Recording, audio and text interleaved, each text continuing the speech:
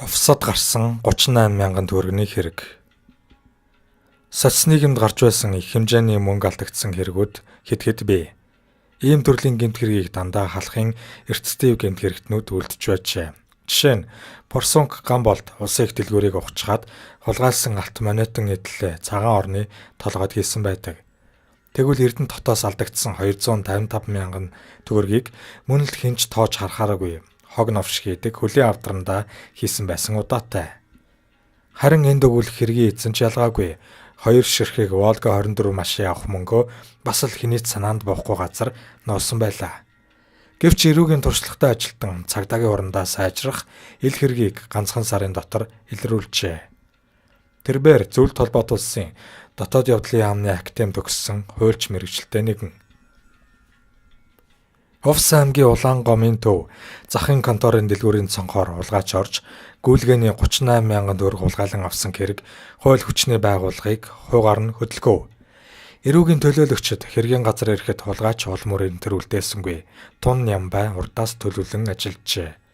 Сонин оргож байгаад цонхтой барьцалтуулан наалдуулсан. 2 дугаар сар байсан болохоор цонхны шилтээ нойтон сонин тэр дороо барьцалтан хөлдөх үед хулгайч чимээ гаргалгүй цохиж хагалжээ. Ямар нэгэн зүйл хайж эвдэц сүйтгэсэн хэмхэлсэн сандаатсан зүйл алга. Шууд ороод гарч идэн тосгон 38 мянган төгрөгийг хулгайлан тайлж өгчээ. Энэхүү орон байрны хулгайн гэмт хэрэг эрүүгийн ажилтнуудад нэгийг хэлээд байлаа. Тэнд захын конторын манаач худалдагч дарга 3 айд сандарсан байдалтай хурц ирэв. Эрүүгийн төлөөлөгч эхлээд худалдагчаас хичнээн төгрөг алдсан бэ гэхэд нийт 38 мянган төгрөг гэж хулгайчийн авсан мөнгийг яг таг хэлв.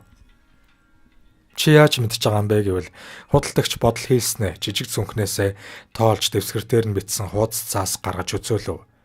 Дараа нь манаачаас асуувал ямар ч анир чимээ гараагүй. Би шүнжин чагнаад хонсон доо.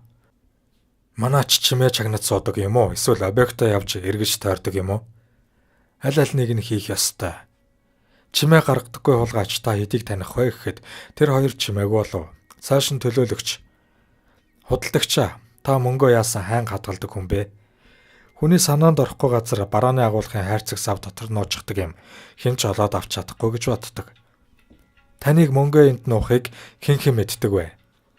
Хэн ч мэдэхгүй гэж би боддог. Би нэг ч хүнд харагдaltaгүй мөнгөө нууж тэгж авдаг. Энэ талаар танай нөхөр гэр бүлийнхэн хэн ч мэдэхгүй юу? Гэртээ нэг удаа энэ талаар ярьж байсан гэснээс өөр үг хэлсэнгүй. Удалгүй мөрч нохой тавьсан боловч хулгайч мэргэжлийн өндөр түвшинд ажилласан болохоор мөр олцсонгүй. Тиймээс худалдагч жавцанг цагтан хорив. Энэ үед тэрбээр айд сандарсангүй. Урдаас намайг хорж магадгүй хэмээн сэтгэл зүйн бэлтгэлтэй байсан юм. Харин жавцангийн гэр бүлийн гишүүдийг нягтлан шалгаж эхлэв. Тэр дунд худалдагч бүсгүйн төрсөн дүү цэдэн гих залуу сэжигтэй санагдаж байлаа. Энэ этгээд урд өмнө аймгийн мал эмнэлгийн агуулгыг яг ийм байдлаар ухаж шүүхээс ял сонсож байсан этгээд гин. Хэрэг гардаг орой цэдэн эхнэртэйгээ муудаж хэрүүл зодон хийсэн. Түүгээрч зогсохгүй. Би өхнө гэж хэлээд гарсан байдаг. Эхнэр нь түүнийг цагдаа нарт мэдэгдэж тэр хаваар хайвал цэдэн сарвчин дотор ол суйчхаад амиаг өткөж байсан гин. Цагдан сэргийлэхийн ажилтнууд түүнийг тайвшруулан гэрт нь хүргэж өгчээ. Үнэхээр ийм зүйл тэдний гэр бүл болсон уу? Эсвөгөөс хулгайч Башир арга хэрэглэн жүжиг тоглоо гэдгийг эрүүгийн төлөөлөгч дахин шалгахаар болов. Сэжигтэн цэдэнгийн маршрут хөдөлгөөнийг шалгаж байхад эргэлзээ таамаглал бүхий зүйлийг ихээр илрүүлжээ. Худалдагч чинь түүнтэй харьцаа муутай байдаг. Тэрж байтугай дэлгүр оршоо гэр орноороо оруулах дургүй. Мөн сарын өмнө хулгай эргээр шалгагдаж байгаад Батлан даалтанд гарсан цэдэнг дахиад цагдан хорж ил хэрэгч шалгаж эхэлсэн байдаг. Ингэж шалгалсны үр дүнд мань хэрэгээ хүлээгэгүйч авгаатайгаа муудалцаж гэрээсээ гүйж гарсан сэжигтэн бүтэн нэг цаг хаана байв.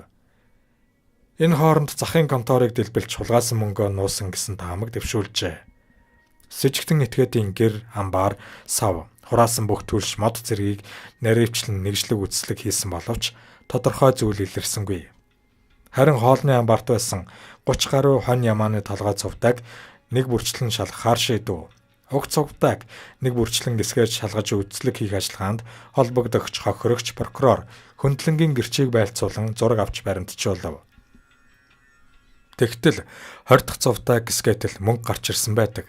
Цэдэнгийн яруугар зам тэр дороо шалчиж, үйлдсэн гэмт хэрэгээр шууд үлээж, мөнгөний зүнхийг шатааж, амныхын төмрийг хайсан газараа хүртэл зааж өгчээ.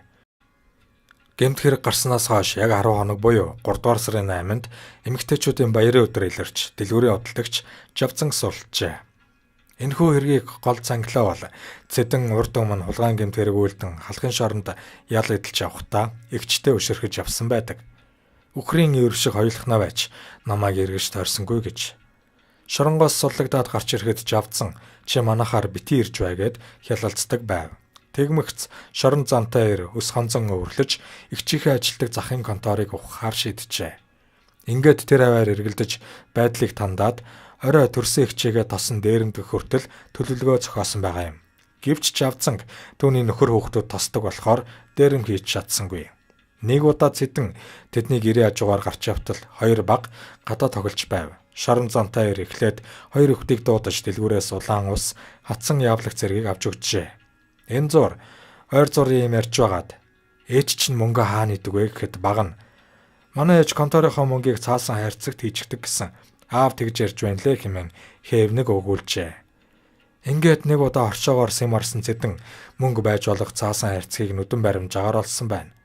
Тэр шин хулгайч хэрэг үйлдэх үедээ их нартайгаа зориуд хэрэлдэж төвчгнөөд боож өгөхээр гүйж гарахтаа дэлгүүрт ирж цонхыг хаглан мөнгийг дорнолов. Буцаад гэртээ гүйж ирэхэд улаан гомын цагдаа нар ирчихсэн сууж байв.